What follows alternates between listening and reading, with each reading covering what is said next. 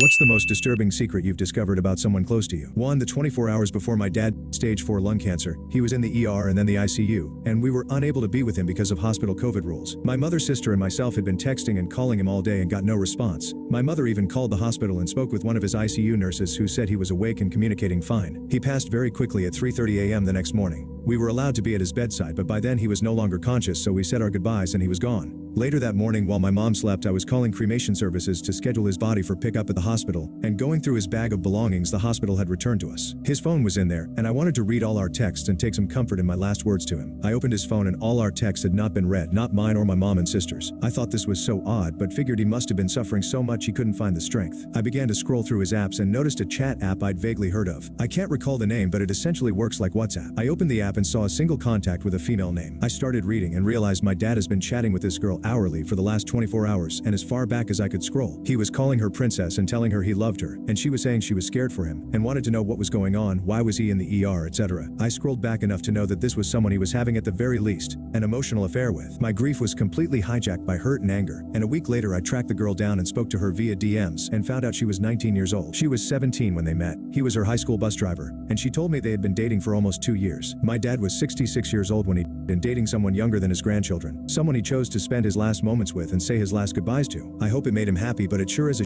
secret to live the rest of my life with. A secret that will forever overshadow my entire relationship with my dad with no chance to ever speak to him about it. It's the one secret I wish I'd never found out. 2. While my cousin was walking around with her son in the woods, she came across a hunting stand. She climbed it and found a pair of binoculars. Sitting straight forward and lifting the binoculars to her eyes, she saw her own bedroom window. When my brother and I visited not long after, she showed us where it was. We tore it down and literally wrapped it around a couple trees. Bent the to complete uselessness. I got an angry call the next day. "Did you tear down a hunting stand yesterday?" "Yeah, I did." "That was your uncle's." Her mother's brother. Turns out my cousin reported it to the family and they ignored the issue. When the uncle was asked, he said there was just an old treehouse out there. Even when he was exposed, they didn't really care. They were more upset about the damage we did. Suffice it to say, I have written off most of that side of the family. 3. An uncle beat a guy almost to death with his bare hands. He had walked in on a friend a kid. He had to pay a fine and do community service for a long time, but also didn't have to pay for beer at the local bar for a few months. He was so reserved and kind, so it threw me when I found out what he'd accomplished in his younger years. 4. A former friend of mine from childhood was a youth pastor at a summer church camp.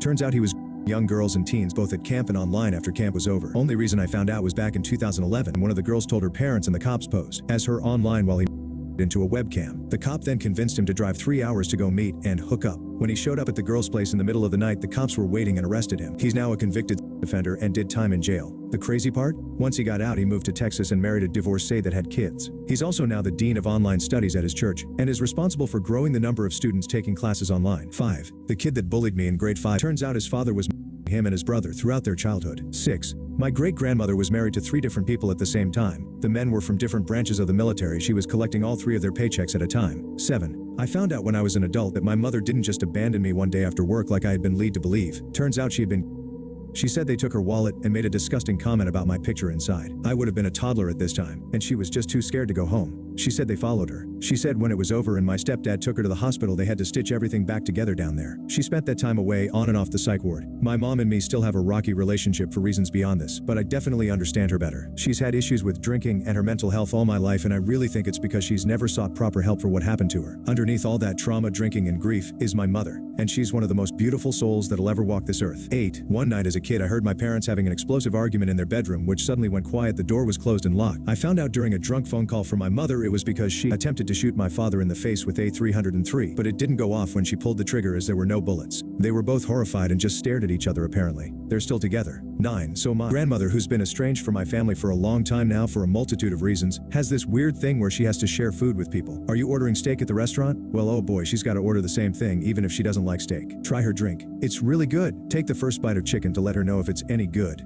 This always really annoyed me because I hate sharing food. One day I brought it up to my mom and she was like, "Oh yeah, grandma is afraid of being poisoned, so she wants other people to try it first."